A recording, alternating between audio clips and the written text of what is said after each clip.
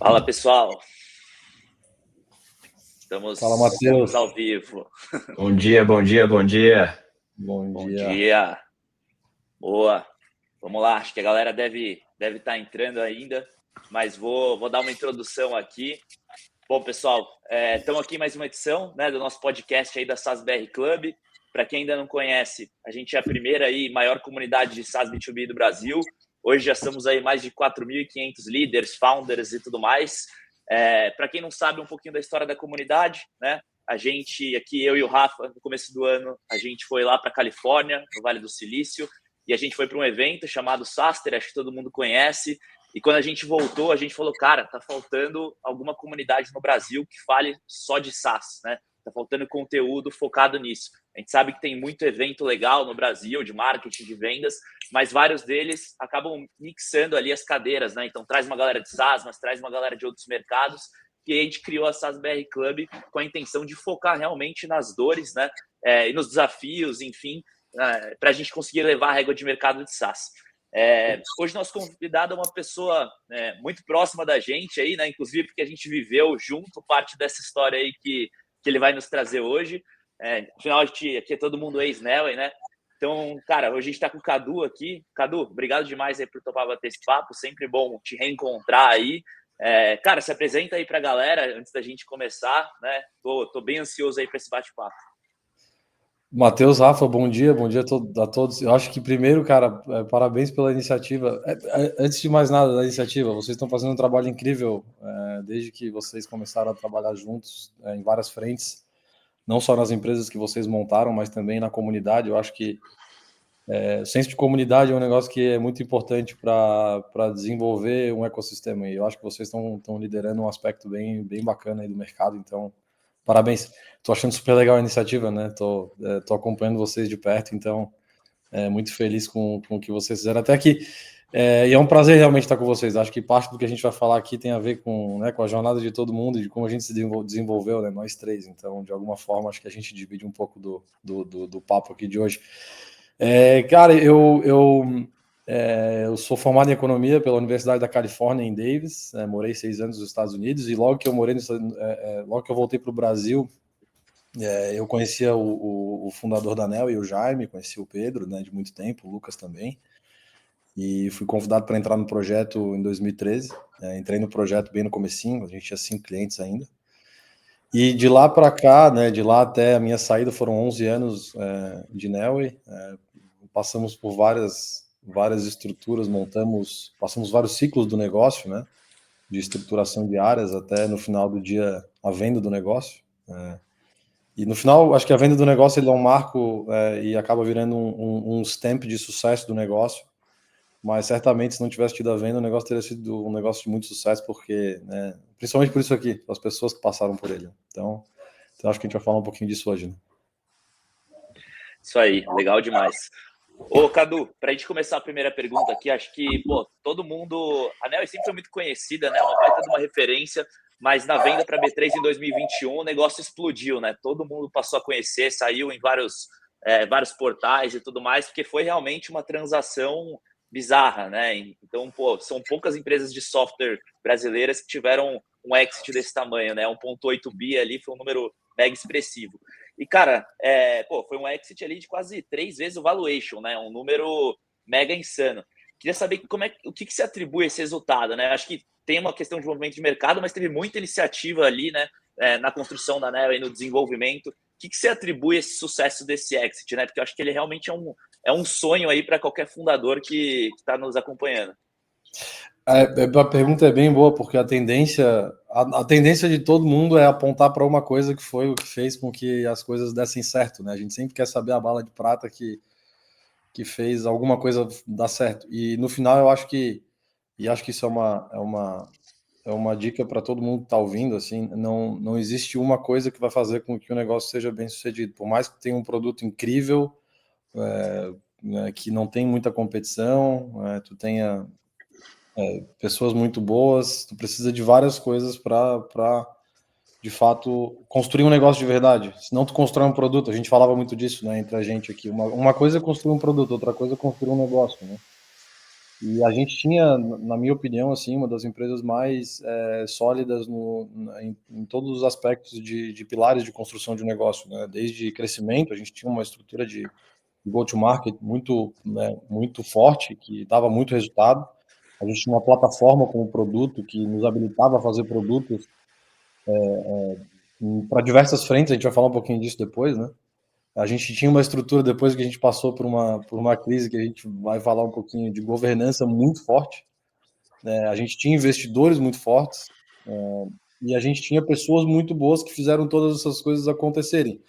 Quando tu une tudo isso a um momento de mercado muito bom que a gente pegou, né, no final da janela do mercado mais otimista, né, depois da pandemia, claro que dá para fazer uma transação muito positiva.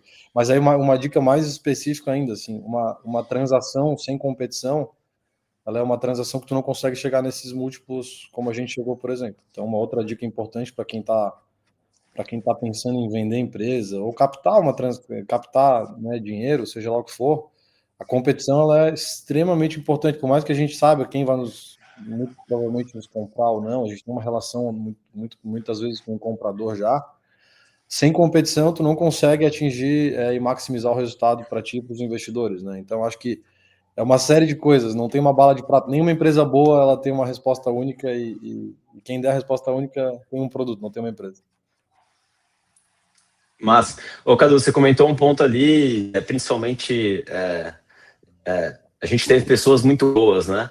E você foi uma das gratas pessoas que teve dentro da ANEL e que não era fundadora, entrou no comecinho, você mesmo falou, né? Os primeiros 5 clientes ali da plataforma da ANEL, mas teve a capacidade de construir uma carreira brilhante ao longo da ANEL ali, obviamente começando dentro da estrutura de mais voltada para cliente, conectado ao cliente, e aí chegando a CEO e liderando toda a organização, né?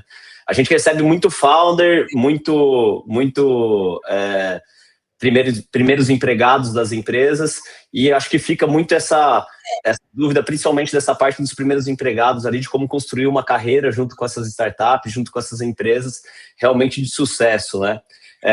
Como é que você fez para atingir, né? Fala um pouquinho da tua história na ANEL, assim, de realmente sair lá, de o cara que ia para dentro do Itaú, cuidava do cliente, ficava próximo e depois cresceu e construiu essa jornada aí para chegar a CEO da empresa. Conta um pouquinho para a gente como foi. Eu acho que nós três, de certa forma, tivemos isso. Nós três, de certa forma, tivemos isso dentro da ANEL, né? Cada um do seu jeito.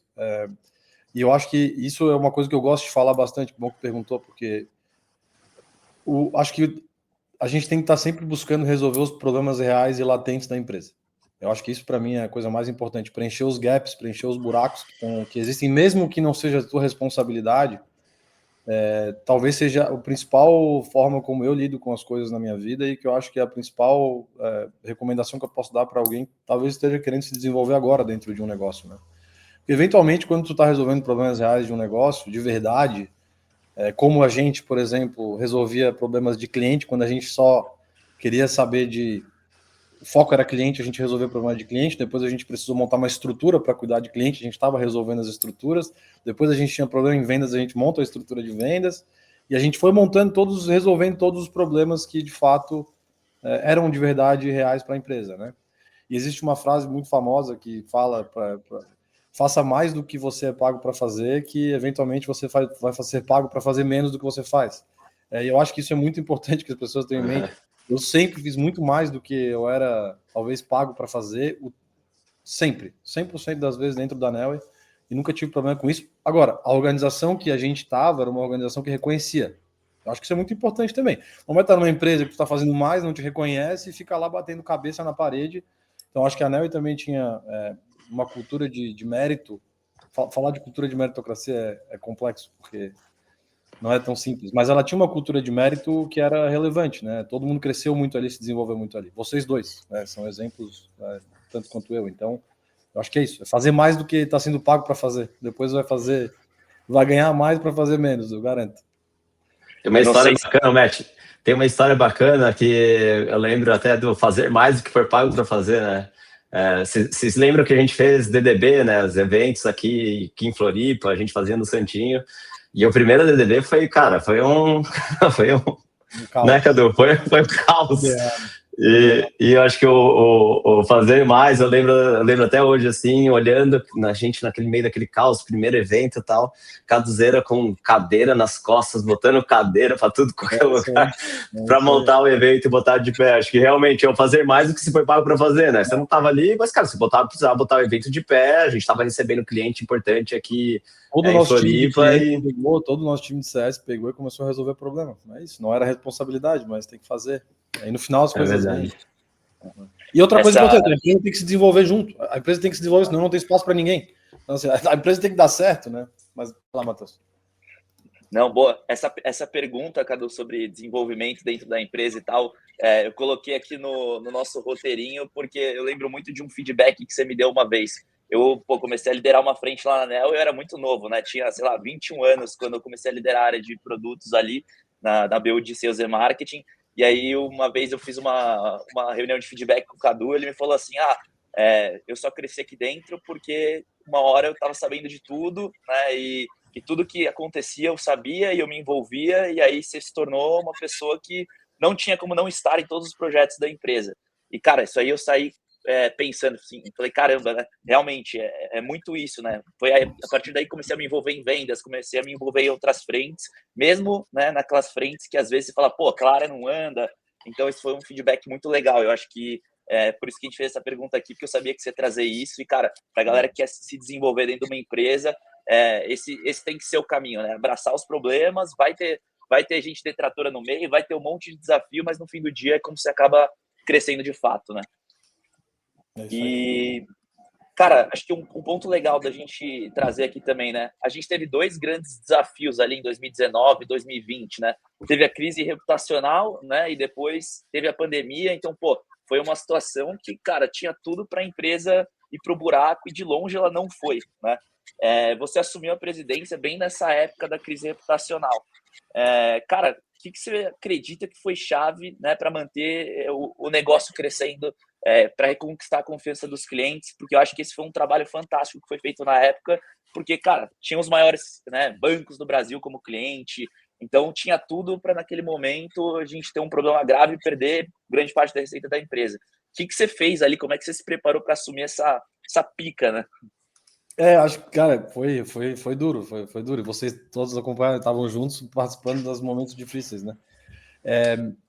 A gente tinha, quando tu pensa numa crise, né, tu tem que pensar em quem são os stakeholders principais que possivelmente vão ser afetados e que tu precisa garantir que tu mitiga os riscos com esses stakeholders, né? E a gente tinha, principalmente, o nosso time, que a gente não podia perder de forma nenhuma, e a gente tinha que garantir que o time estava fechado, porque com o time a gente conseguiria resolver os problemas com os clientes que a gente ia ter e, eventualmente, com os investidores e com o mercado. Então, a gente está falando de quatro frentes que a gente sabia que se uma delas não virasse para o nosso lado, a gente teria bastante problema, tá?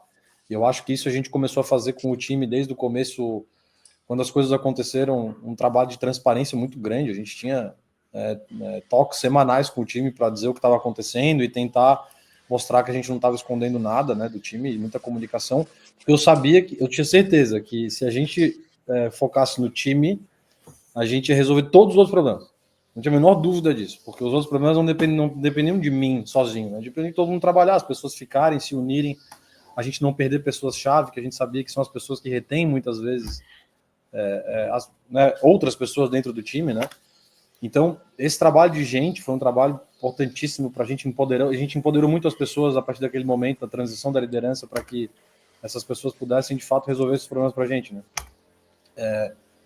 Depois a gente foi para cliente, né? A gente ia bater na porta de cliente e falar com os presidentes dos bancos maiores do Brasil e todo mundo pode imaginar, junto com os nossos investidores. Então, a gente estava com os investidores trabalhando junto com a gente nunca perdeu a confiança dos investidores, isso é muito importante. E aí, depois que a gente tinha o time fechado, os clientes fechados com a gente, os investidores fechados com a gente enfrentava qualquer problema. Eu acho que tem uma coisa importante para a vida, não só para essa situação, que é focar no problema real e tirar o barulho da frente. E numa situação como essa, muito barulho, é muita coisa que não é importante, que acaba acontecendo e que, se deixar, vai focar nas coisas que não são importantes e tu vai deixar de fazer as coisas que são importantes. E talvez para mim ter sido a maior lição dessa história toda foi, e eu levo isso para minha vida, eu não deixo problemas pequenos entrarem na minha vida e me afetarem, me atrapalharem. E a gente não deixou isso acontecer com a Anel.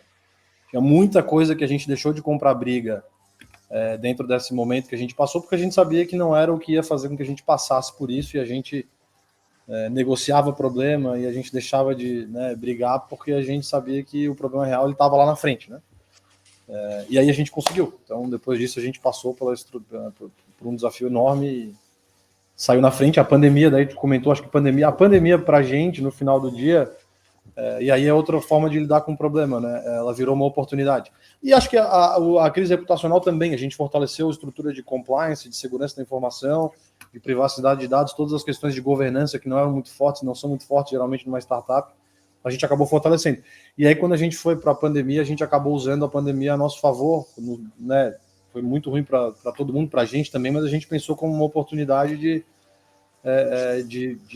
pegar o nosso negócio e ajudar, né? E ser parte da solução e não parte do problema. Então vocês todos participaram de projetos que a gente fez pro bono para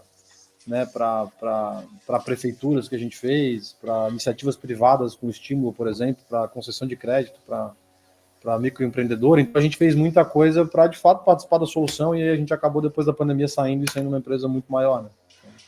Então, é isso.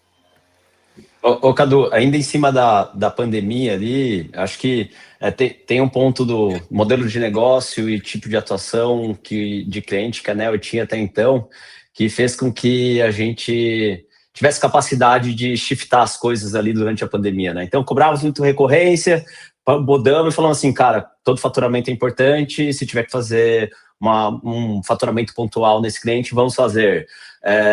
Cliente pequeno foi muito afetado e a gente tinha uma base crescendo, mas tinha uma oportunidade gigante em clientes enormes, né, que estavam precisando cada vez mais de dado, mais informação e tal. Conta um pouquinho desse momento ali de pandemia e da importância do modelo de negócio junto com a conexão ali de mercado, né, de tipo de cliente que você trabalha, as verticais. Conta um pouquinho disso pra gente, por favor. Uma pergunta primeiro. Vocês estão escutando um barulho aqui no meu microfone, não? Não, tá de boa. Não? Tá de boa. Tá rolando, tá tudo certo. O jardineiro tá fazendo jardim agora, nesse momento. Tá de boa. Acertou o horário. Caramba. Mas tá bom. Cara, tu falou, foi legal, teu exemplo, teus dois pontos são importantes. Quando a gente teve a pandemia, antes, na crise reputacional, a gente falou, cara, a gente vai perder todos os clientes grandes. Não sei se ferrou, caralho, o que a gente vai fazer?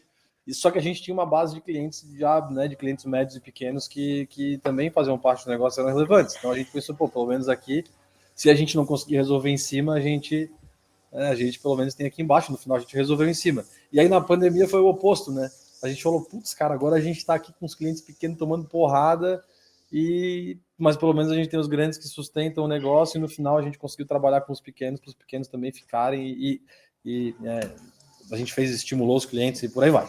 O Rafa fez um trabalho muito importante com clientes para garantir que a gente não tivesse problema. A gente fez mapa de calor para saber se ia perder, não ia perder cliente. Foi uma loucura, né?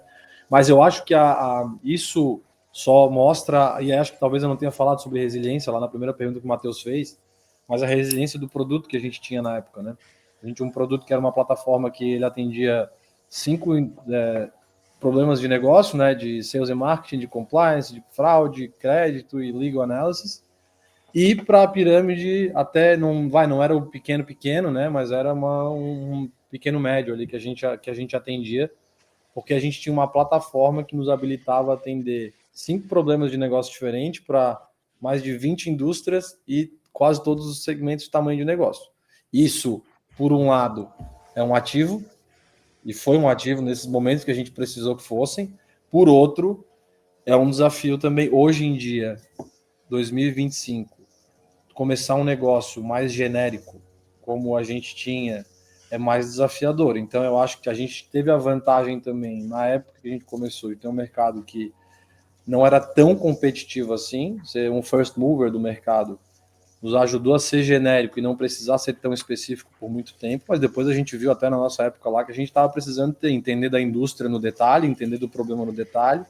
Isso começou a virar um desafio também, né? Então, eu acho que não tem certo e errado.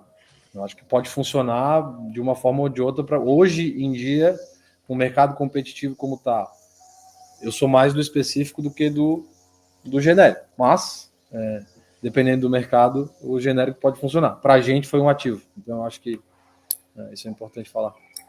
Acho que é até um ponto legal, né? A gente foi sentindo isso ao longo do tempo lá, tanto é que a gente verticalizou, né, a parte de atendimento, de vendas, por exemplo, criou o time lá de Professional Services, né, depois de CPG, então isso é um ponto bem legal, né, porque nasceu genérico, foi crescendo, e aí cada cliente começa a surgir com alguns casos de uso específicos, e aí você precisa ter profundidade, tanto no go-to-market, quanto no atendimento, quanto no produto, né, e a estrutura foi se verticalizando, até depois criar BUs, né, então essa evolução estrutural, ela foi super legal. E é bem o que a gente fala bastante na comunidade, né? Hoje é muito melhor você começar no nichado, depois expandir para outros nichos, do que começar genérico e querer nichar depois, né? Meio que a lógica acabou se invertendo. Mas, Cadu, uma coisa que é bem, talvez diferente na tua história, né? Você começou na Anel estruturando a área de clientes, né? Você foi responsável ali por criar a área de CS, a área de serviços, né? Depois o Rafa acabou assumindo isso. E eu vejo que hoje no teu discurso, não só hoje, mas naquela época como CEO também, você tinha muita ênfase no cliente. Eu acho que isso fez muita diferença, né? Quando a gente olha para a história de crescimento dos clientes da Anel e de relacionamento, que a gente via um negócio ali no nível de, cara, mais de 50% da receita nova da carteira vinha de upsell, né? Então, realmente mostra que a gente sabia trabalhar cliente lá dentro. Conta um pouco como é que foi essa transição do universo de CS / serviço para esse momento de CEO, onde você tem que equilibrar mais coisas. Às vezes você tem que abrir um pouco mais mão de retenção para conseguir vender mais, né? Como é que isso foi para você? Eu acho que é bem legal a tua pergunta, porque o paralelo com o cliente, ele dá para usar ele para a gente realmente explicar até a cadeira de CEO. Primeiro que a gente tratava o cliente na Anel realmente, desde o começo, a gente teve o time de CS, ele estava estruturado antes do time de vendas na Anel, né? Então a gente em 2013 para 2014 montou o time de CS antes de fato a gente ter um time de vendas bem estruturado. Então a gente desde o começo da nossa história, a gente tratava o cliente realmente, não estou falando isso porque é bonito falar, porque a gente fazia mesmo, né? A gente até demais, né? Até às vezes a gente parava tudo, fazia o que tinha que fazer, porque o cliente pedia. Então CS e serviço, né, Cadu? Uma camada de serviço em volta também forte. Era realmente um pilar assim, e foi, a gente talvez, eu vejo outras estruturas, mas uma das estruturas de land and expand mais bem sucedidas do Brasil, assim, a gente realmente aterrissava, expandia muito bem, e a expansão ela vinha como uma consequência do trabalho que a gente fazia com os clientes, né? Então, né, eu acho que isso, e aí quando tu fala de paralelo, Matheus, eu acho que primeiro que eu sempre, qualquer desafio que eu vá começar, ou que eu vá trabalhar, eu estou em conselho de administração e consultoria, né, fazendo umas consultorias aqui nesse momento agora, e uma das primeiras coisas que eu peço é entender do produto e falar com o cliente, porque é aí que tu pega para que teu produto serve, como o mercado vê o teu produto, a tua empresa, não só o produto, mas a empresa de maneira geral, como é que o mercado vê a cultura do negócio, né? Então eu acho que, assim, minha dica para qualquer pessoa que está começando, você vai começar como um dev, começa um mês em cliente, para saber de fato porque dá para pegar um grip, um pulso muito, muito grande, né, do porquê tu tá ali, porquê que o negócio tá ali. E aí depois, como a gente dentro da Anel, agora voltando para essa transição, né, para CEO, como a gente dentro da Anel aí, cliente realmente a gente não podia, a gente tinha uma cultura de não poder falhar, assim, tu acaba virando o CEO do cliente, né, dentro do negócio. Então a gente tinha um braço pelo cliente, a gente está navegando em todas as estruturas da organização e puxar todo mundo para resolver esse problema, que eu acho que talvez também tenha, além do meu conhecimento do negócio dentro de cliente, foi também a capacidade de fazer com que todo mundo trabalhasse para isso, né? E a gente precisa de todo mundo, do desenvolvedor, de produtos, do financeiro e por aí vai. Então, sem falar em marketing, todos os times de negócio, né?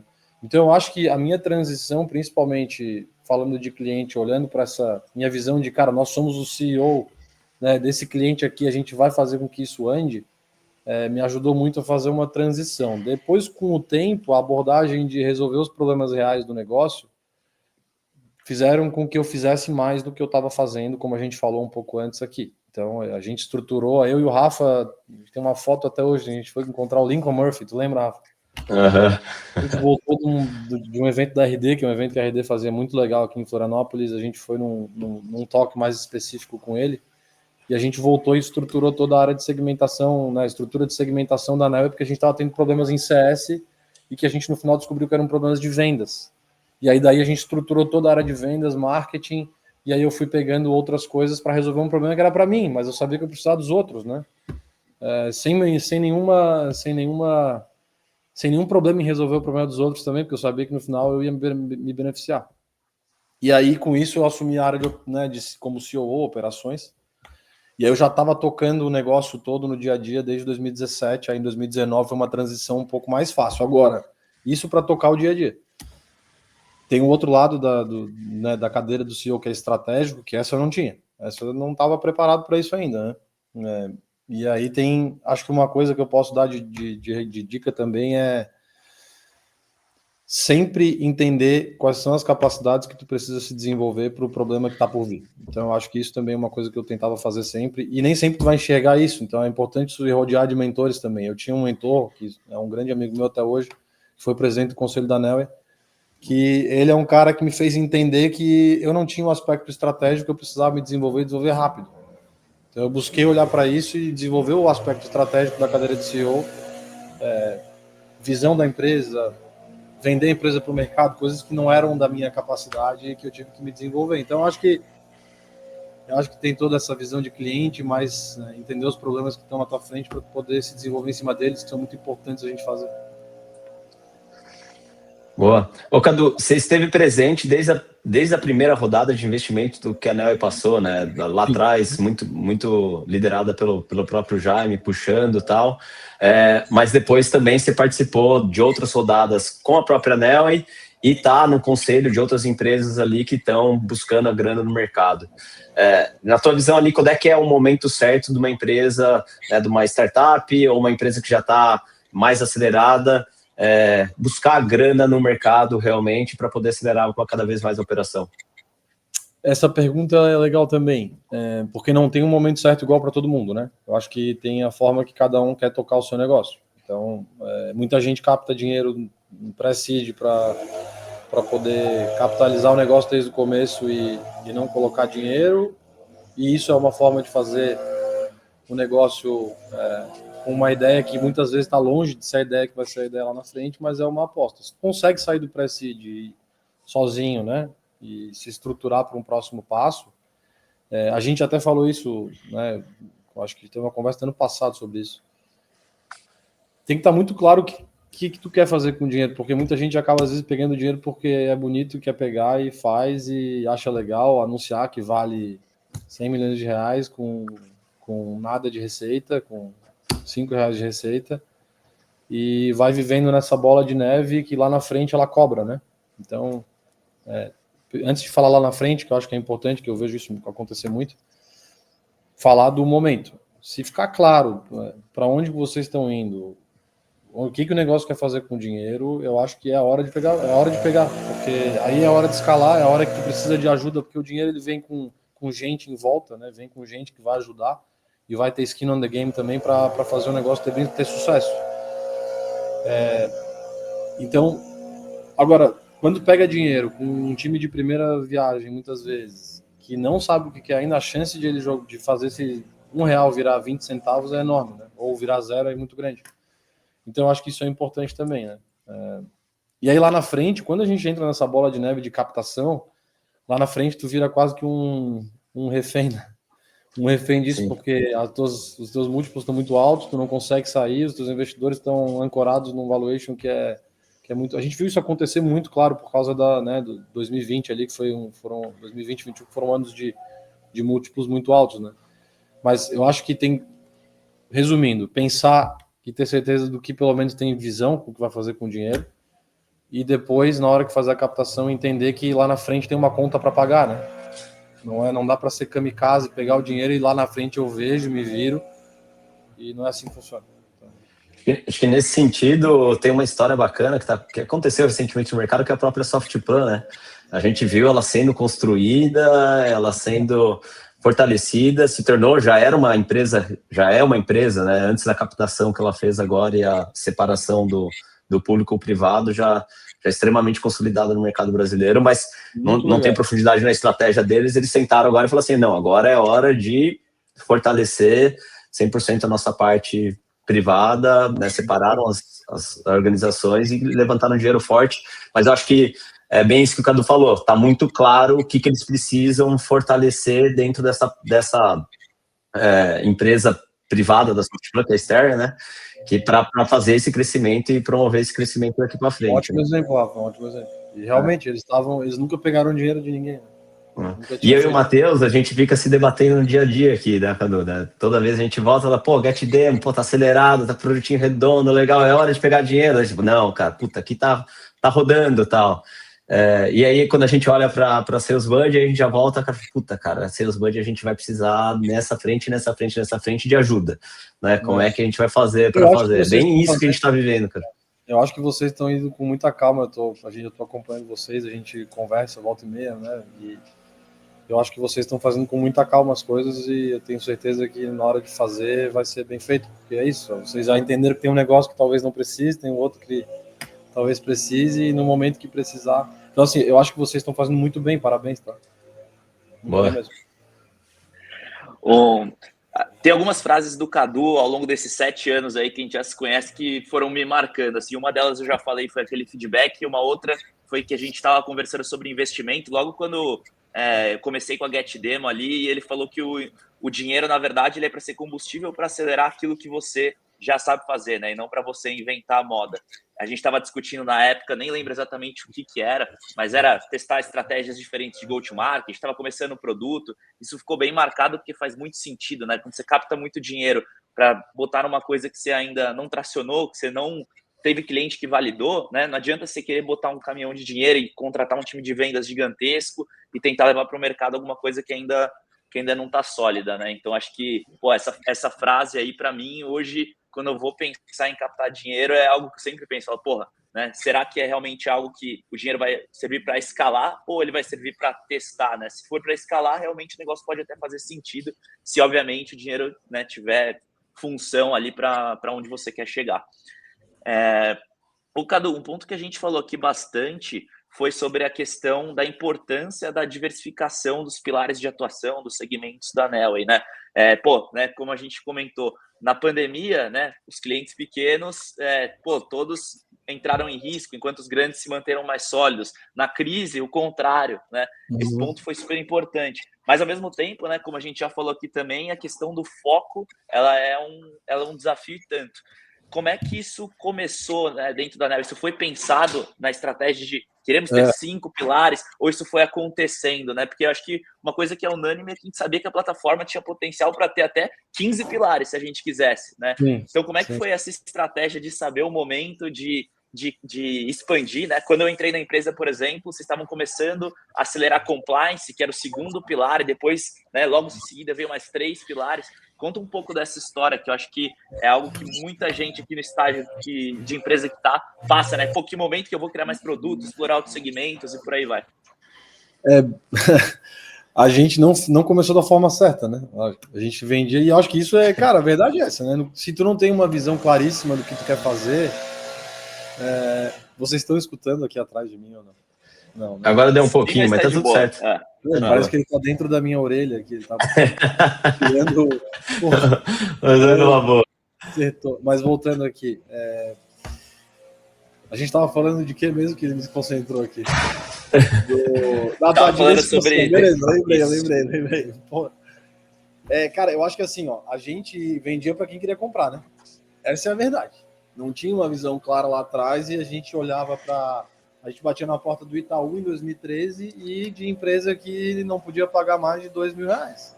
Então, a gente não começou, mas eu acho que eu falei um pouco sobre isso antes, né? A gente foi um first mover no mercado, e isso foi muito importante, né? E aí nos deu a chance de testar mais coisas, errar um pouquinho mais do que hoje a gente teria essa chance. Então, eu não estou falando... É importante que isso não seja um endorsement para que as pessoas façam igual. Tá, mas depois eu acho que a gente aí fez uma coisa que é importante todo mundo fazer, que fez com que a gente conseguisse realmente arrumar a casa. Então a gente até 2016,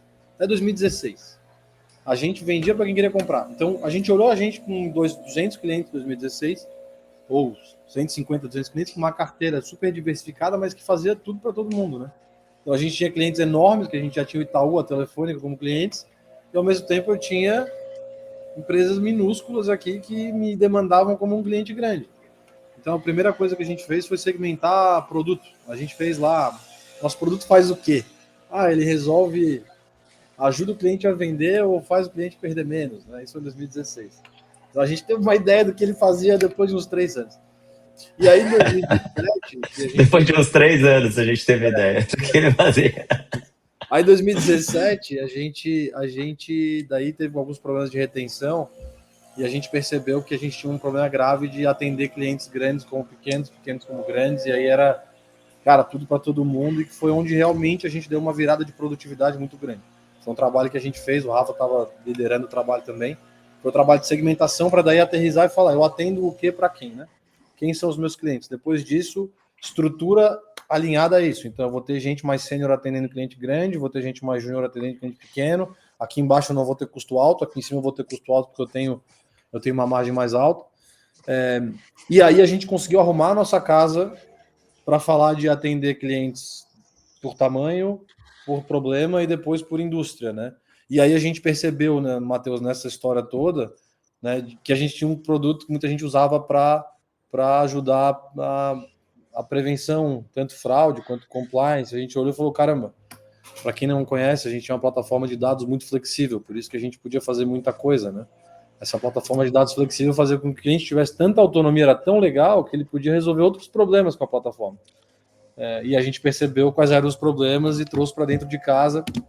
A gente não era de fazer produto, e vocês sabem disso, que não tinha gente disposta a comprar. A gente não era muito de, eu vou fazer um produto para daqui a 10 anos e vou ver se... Não, a gente olhava um problema dentro do cliente, trazia o problema para dentro de casa, resolvia esse problema, produtizava, a gente era muito bom em fazer isso, né? Todos os produtos da Neo basicamente tinham um endorsement de algum cliente grande eventualmente, todos, né? Então acho que isso é muito importante também. Se eu complementar essa parte aí, que eu vivi bastante essa parte ali, com os grandes bancos principalmente.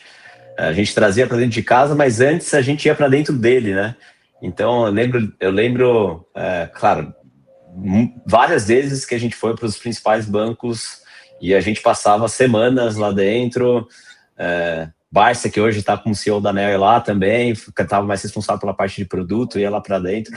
É bem isso que o Cadu falou. E é uma coisa que tanto eu e o Matheus a gente fala bastante, assim, cara, a gente tem um cara, esse cara tem grana, esse cara tá próximo, relacionamento legal, abriu as portas para a gente resolver o problema interno dele, a gente não vai atacar, sendo que tem um potencial de mercado gigante da gente replicar esse problema, nós vamos com tudo realmente, né? E aí acho que entra alguns desafios que a gente passou bastante ao longo da Neo, né, Caduzeira, que começa, que eu resolvo via produto, que eu resolvo para aquele cliente, né? Que eu vou resolver e vai ser uma plataforma realmente que eu vou servir todos os clientes e pode inclusive servir, né? Eu começo com um problema de um cliente grande, mas eu resolvo do cliente pequeno também. E o que eu vou fazer pontual para aquele cliente, né? Com um serviço especificamente para aquele cliente e tal, que é outro ponto que o Matheus a gente fala bastante também, assim, principalmente no atendimento a cliente grande, cara. Tem muita coisa que para cliente grande eu não arrisco falar não. E a gente vai lá, faz para o cara, talvez não sirva para o restante da carteira, mas a gente vai lá e faz. Lembro também que lá no comecinho não sabíamos cobrar por isso, depois que a gente foi aprimorando, primeiro a gente dava para o cliente e falava assim, cara, só leva, né? Pega isso aí, cara, isso é importante para a gente, e tem que ser assim mesmo, né? Você não tem o poder de baganha de conseguir cobrar, você nem sabe o que você está fazendo direito, né? Você está apostando ali, falando que faz e fiz. Opa, graças a Deus que deu certo, vamos embora. Mas depois também você vai ganhando maturidade, vai conseguindo cobrar por esse serviço também pontual, e o cliente também vê valor nisso, né? Acho que é um ponto legal.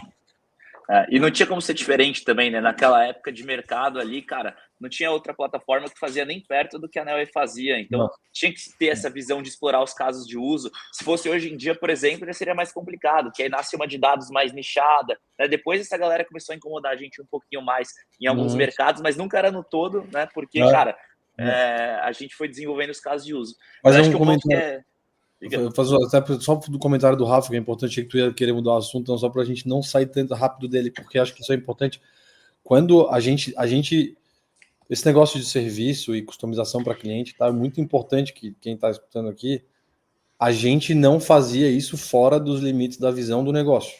Isso é bem importante. A gente tinha uma plataforma e a gente fazia dentro dela resolver alguns problemas a mais que ela não fazia para alguns clientes específicos, mas todos dentro daquele escopo, porque senão vira aí vira realmente Vira body shop, né? Eu ia falar, não era nós queremos uma ser body shop. Isso. Então, isso é bem importante que fique claro para todo mundo. Era totalmente alinhado com a visão de onde o negócio estava indo, o produto estava indo. Isso era e que depois virou insight para produto, né? Então ia lá, fazia para aquele cliente específico, a gente via, cara, teve seeker da Nair lá, da parte de compliance, surgiu de um cliente feito especificamente para aquele cliente, e a gente falou, opa, esse negócio aqui tem valor, o que a gente pode fazer para produtizar ele, né? Bacana. Exatamente. Isso aí. Desculpa, Matheus, te interrompi, tu estava numa... Imagina. Não, nem ia mudar o assunto. Na verdade, eu ia fazer um comentário que até eu lembro bem, assim, no final, né? Quando a gente definiu quais iam ser as verticais que a gente ia priorizar na época, então a gente foi lá mais pro lado de mercado financeiro, seguros, né, CPG. Eu lembro que ficaram algumas verticais que a gente tinha algumas soluções, tinha clientes, o faturamento não era tão expressivo, mas a gente teve uma dificuldade fodida de descontinuar, né? Porque, não, é receita. Quem quer perder receita? Ninguém. Só que aí também quem quer evoluir esses produtos? Ninguém também. Então a gente ficou numa sinuca de bico. Eu que era de produto, meu Deus, tinha até pesadelo com algumas soluções ali da época, né? Então também teve esse legado maldito, né? Isso mesmo, falou tudo. Ô, Cadu, vamos falar um pouquinho das experiências que a gente teve com aquisição de empresa lá. No total, a gente passou por 3, né? 3. Foi primeiro para fortalecer dados de construção civil, principalmente, que era uma vertical super importante no início da ANEEL, né? A ANEEL começou muito com essas informações. Depois a gente falou que a gente ia ser uma empresa conectada ao digital, né? Ia ter dados on e off. E por último ali veio a parte de legal também. Que é engraçado também que acho que tem uma lição super aprendida de momentos, né? Hoje em dia o mercado faz muito mais fácil essa parte de legal que a gente tentou fazer lá com dados específicos do setor jurídico. Mas conta um pouquinho dos aprendizados dessas aquisições e até chegar no, tipo, cara, puta, acho que hoje, se eu pudesse voltar atrás, teria desenvolvido interno ou teria comprado realmente. Fala um pouquinho sobre isso. Boa. Eu acho que tem um aspecto primeiro que daí eu vou abordar e depois o segundo. Tem 2 aspectos que eu acho que são importantes abordar. O primeiro é sobre a visão, né? Então, eu acho uma aquisição, assim, é muito importante que tu saiba para onde o negócio está indo, porque a aquisição não pode ser por vaidade ou porque tu tem dinheiro em caixa, tu está sendo pressionado pelo investidor ou para usar e tu se sente pressionado, o investidor não quer que tu tome uma decisão errada, mas mesmo assim é um ciclo, né? Muito doido. E no nosso caso, por exemplo, as 3 aquisições elas estavam bem alinhadas ao que a gente já fazia. Elas complementavam muito e melhoravam muito as nossas soluções. Então, nesse aspecto, eu acho que foi um check para a gente, mas eu acho que para quem está aqui, não pode ser uma aquisição muito distante do core business, ela realmente tem que complementar, porque a gente fala muito depois do day after, que é o dia da execução, né? E tem um negócio que é muito distante do teu dia a dia de vendas, de entrega, é muito difícil de integrar. Tu não consegue dar vazão. Integrar, ele não é só, você integrar as pessoas na minha empresa. Não, integrar é conseguir vender, integrar é conseguir entregar, integrar é realmente, isso é integrar, né? Uma empresa depois de uma aquisição. Então, se o negócio não está muito alinhado ao core business dos teus vendedores, do teu time de CS, dos teus desenvolvedores, tem muita dificuldade de executar. Então, acho que isso é importante. No nosso caso, a gente estava com 3 negócios que estavam bem alinhados, né? Porque a gente teve desafios diferentes ali, né? Um era um dado de construção civil, mais especificamente, que encaixou muito bem na época. O outro era uma visão de um produto de digital que era super encaixado. Até hoje é um produto que ninguém conseguiu ainda resolver esse problema, né? Porque eu vou contar em quem não deu certo, a gente não falou isso ainda, não deu certo essa aquisição. E a do Legal Analysis que deu certo em partes, porque a gente teve uma parte que deu muito certo, outra parte que o produto estava muito na frente. Hoje o produto ainda não está sendo muito comprado, mas é um produto que de análise de jurimetria, né? Que é um produto que hoje o mercado entende muito mais, mas a gente estava um pouco à frente, foi um pouco longe, diferente do que a gente costumava fazer, que era ter produtos que os clientes estavam dispostos a comprar. A gente trouxe, metade do produto era a base de dados de processos e todo o know-how, isso funcionou e está até hoje ali. A outra parte era análise de jurimetria, que era um negócio muito mais avançado para o mercado e que a gente ainda não tinha cliente para comprar. Então, de novo, acho que a visão estava bem alinhada, a gente comprou empresas que faziam sentido para a gente, mas eu acho que tem um aspecto muito importante que da integração, que daí acho que é o segundo ponto, que nenhuma empresa é perfeita e vai estar pronta, né, como ser pai, né, nunca está pronto e tu, né, é a mesma coisa. Mas tem algumas coisas que são importantes tu ter resolvidas dentro de casa para tu poder ter uma chance de ter uma integração mais bem sucedida, né? E eu acho que tem algumas questões de maturidade de gestão, de visão de produto, que se tu não tiver bem alinhado dentro de casa, quando entra uma aquisição, a chance de tu conseguir executar é baixíssima. Então, algumas das empresas que eu estou no conselho, por exemplo, a gente sempre discute uma aquisição ou outra, e há 2 anos atrás a gente discutiu uma aquisição em uma delas que a gente estava, que fazia todo sentido para o nosso negócio, e a gente não fez porque o nosso negócio estava resolvendo problemas grandes. Era tipo a gente fazer uma aquisição durante a nossa crise reputacional, não vai rolar, não vai conseguir. A gente tem problemas maiores para resolver. Então acho que tem um assessment importante também para saber se a tua energia hoje ela está sendo colocada em problemas que são problemas para o negócio crescer, ou se tem algum outro problema que está muito grande aqui dentro de casa ainda, que a gente ainda não resolveu e que consome demais a energia, porque no momento que entra uma aquisição, tu vai ter que gastar energia lá. Então eu acho que isso é... E talvez a gente, em alguns momentos ali das integrações, tinha outros problemas para resolver e acabou não tendo tanto sucesso em uma delas, né? Que eu acho que foi do digital, que a gente pode falar um pouquinho depois sobre erros que a gente cometeu.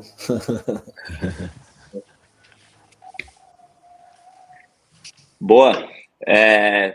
Acho que a galera deve querer saber os erros, né? Assim, quais são os principais erros de uma aquisição, né? Acho que, assim, lembrando por cima, né? Eu lembro que era mais uma questão de alinhamento de pessoas, né? Isso aconteceu bastante ali na época. Até o pessoal ficava meio que isolado numa sala, assim, tinha uma dificuldade cultural mesmo, né? Eu acho que quando isso acontece, acaba virando uma separação e é um desafio da empresa conseguir trazer essa galera para junto, né? Porque a Neoway tinha uma cultura muito legal na época, né? Todo mundo era amigo, era uma empresa mega integrada, e quando a gente trouxe a outra empresa, a galera era mais fechada, né? Era outro nível de liderança. Então, eu pelo menos lembro disso. Não sei se tem alguma coisa que você queira comentar em relação a isso. Não, é isso mesmo. A cultura era uma coisa importante, sempre vai ser. Agora, eu acho que talvez um erro assim, que a gente teve grande ali, talvez tenha sido o maior erro. Assim, eu tenho certeza que eu cometi erros todos os dias, mas como eu não lembro deles, eram erros pequenos que não afetavam. A gente falou um pouco de resolver problema grande, né? Talvez um problema grande que eu não consegui resolver, que eu lembro muito bem que eu podia ter talvez feito diferente, foi justamente numa das aquisições que a gente insistiu muito, que era do digital, que a gente queria muito, porque era um produto que fazia muito sentido, a gente estava com problemas técnicos muito grandes, e a gente foi insistindo, e ao invés de puxar a tomada, desligar e falar não, deu, acabou, a gente vai parar aqui, porque a gente criou não é só, não deu certo. O não dá certo, ele vem carregado de um monte de coisa, né? Ele vem carregado de uma história. A gente ficou 2 anos e meio tentando fazer o negócio virar, e a gente sabia que chegou uma hora que não dava mais, por problemas técnicos. Só que dentro da organização tu cria muitos traumas, né? Esse tema do digital, até hoje na ANEL, eu sei que é um produto que faz todo sentido para o negócio, e até hoje as pessoas falam assim, a gente teve pessoas que tiveram burnout, depressão por causa disso. Então, assim, a gente teve muito problema que acaba reverberando dentro da organização toda, né? E eu acho que o meu maior erro foi não ter matado o negócio antes. Eu fui querendo fazer, e eu acho que falar não é muito difícil, né, Matheus? Tu falou um pouco ali, a gente tinha lá produtos que faturavam pouco, e a gente, putz, será que eu mato, não mato? O Quinto Andar tomou uma decisão que para mim foi uma decisão que eu queria ter tomado na minha vida e nunca tomei, que foi descontinuar um produto de crédito que faturava quase 100 milhões de reais esse ano, começo do ano passado. Eu achei uma decisão incrível, eu nem conheço eles, mas foi uma decisão muito corajosa e muito importante. Tenho certeza para eles vai ser a melhor coisa do mundo, né? É igual eu tenho meu jardineiro, vou falar do meu jardineiro de novo aqui agora. O jardineiro, cheguei um dia aqui em casa, eu tenho uma árvore bem bonita que fica na frente aqui de casa. E o meu jardineiro, cheguei um dia, ele tinha destruído a minha árvore, ele tinha cortado todos os galhos da árvore. Eu falei, caralho, não tem mais árvore na minha frente. E aí, fala que o jardineiro, liguei para ele, cara, o que aconteceu? Ele falou, Cadu, calma, eu cortei todos os galhos, estavam secos. Esses galhos estavam secos, eles só atrapalham o crescimento, nem a pau, tu cortou a árvore toda. Matheus, Rafa, em um mês, a árvore estava gigante, verde, enorme, cobrindo toda a minha janela. O ponto é, quando a gente tem galho seco, a gente acaba consumindo energia dos galhos que são que são vivos e que deveriam estar crescendo. O não falar não, ele faz justamente isso como organização. Ele faz com que a organização toda fique menor porque tu gasta energia em um negócio que não tem volta. Então acho que esse foi o meu maior erro, não ter matado o negócio antes, que eu sei que consumiu muita coisa da gente naquela época. Ô, Cadu, só nesse ponto, o que tu faria para reconhecer esse cara mais rápido, assim? Cara, eu acho que a gente tem que ter um combinado. Que eu acho que esse que é o ponto, né? Porque ali parecia que tá tudo normal. A gente tocava o dia a dia ali e a gente não parou e falou assim, puta, cara, pera, eu acho vamos que tomar uma decisão aqui. A gente nunca falou assim, ó, se a gente chegar até aqui e não tiver esses resultados aqui, a gente mata. A gente não fazia isso. Verdade. A gente ia indo. E sempre na expectativa de que ia dar, sempre aquela... verdade. Eu acho que se a gente tivesse combinado, eu acho que isso para todo mundo. Eu estou fazendo um projeto aqui para uma empresa agora e eu estou botando isso, um projeto novo do zero, e vai ter um milestone ali de vai ou não vai. Tem uma hora que tem que matar, e tem que ter coragem, porque mas puxa, tá vai quase, ter receita, vai ter grana. Tá indo bem, mas não tá indo bem como deveria, tem que matar. Né? É que é foda, né? No caso do digital, ali no início, a gente vendeu muito, muito rápido num nível, assim, absurdo, né? O produto realmente tinha muita conexão com o mercado. Então, era uma decisão difícil de descontinuar por uma questão técnica, porque não era um problema de mercado, né? A galera queria comprar aquilo fazia muito sentido. E descontinuar pelo técnico é foda, né? Foda. Mas era a decisão para tomar, né? A gente sabe. É isso. Animal. Tem uma pergunta tem uma pergunta no grupo aí. Legal essa pergunta. Faz aí, manda aí. Boa, vamos lá. O Bruno Alves fez uma pergunta aqui para você, Cadu. Ele falou: fala, gente, sou founder na Halion AI, uma plataforma de SaaS B2B que ajuda advogados e escritórios de advocacia a realizar análises de contratos jurídicos em segundos, trazendo insights como risk level, cláusulas problemativas, planos de ação para o usuário. Hoje, a maior dificuldade para mim é não ter um sócio focado no comercial e nem ter skills da área comercial, de vendas e marketing. Pensando nesse cenário, como vocês aconselham seguir ou qual estratégias abordar nesse cenário? Acho que o Bruno é um produteiro aí, né? Vocês querem responder primeiro ou vocês querem que eu responda? Não, manda bala, você que é o convidado aqui. Cara, eu acho que... Ô, Bruno, pergunta bem boa.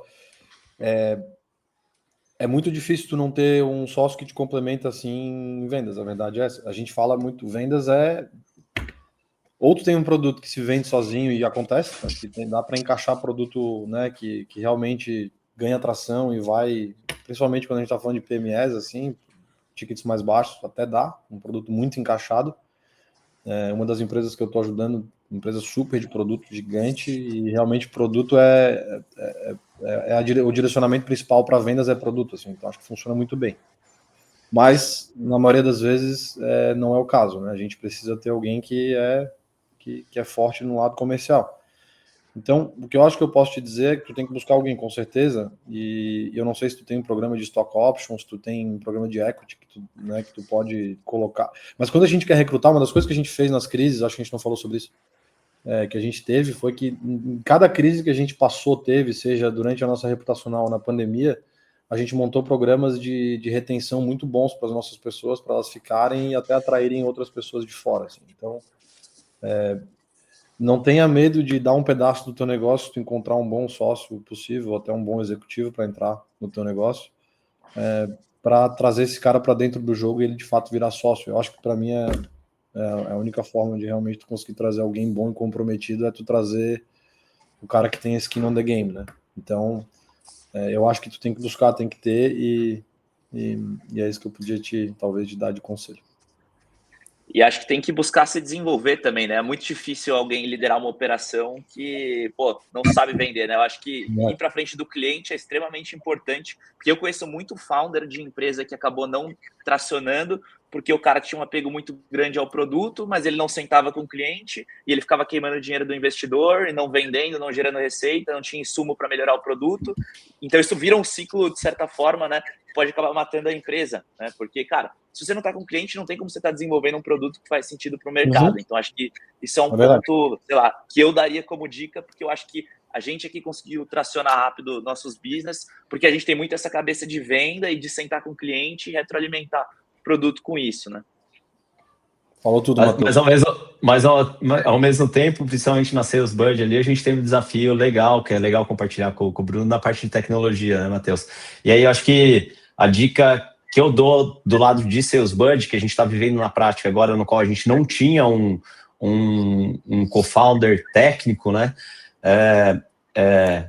Pegar parte do que o Cadu falou, de trazer uma pessoa de fora. Então a gente trouxe, o Lucas entrou, abraçou, transformou o nosso produto e está direcionando super bem a parte de tecnológica.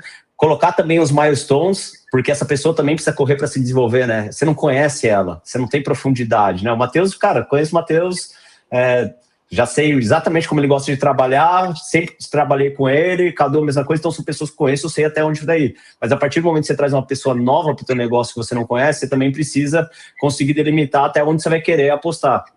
E com o Lucas no nosso time aqui foi muito parecido, assim, cara, chegou um momento que a gente foi e falou assim, cara, tu é o cara, realmente leva pra gente a parte tecnológica e vamos embora, né? Então você conseguir dar confiança também para esse co-founder aí, ou para essa pessoa que você está trazendo para o time aí, para poder tocar a parte de vendas, vai ser importante.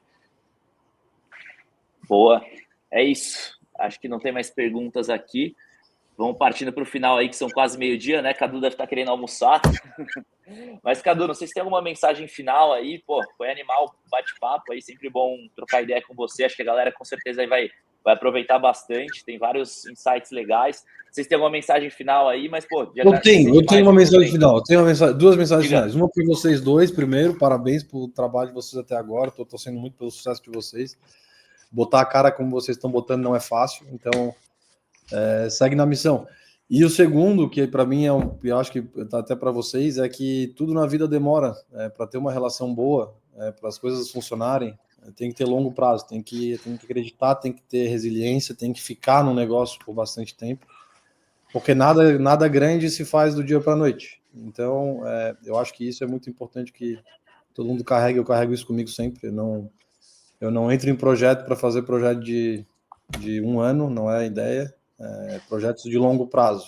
Então, tenham paciência. Tenham paciência que, com paciência e consistência, as coisas chegam lá.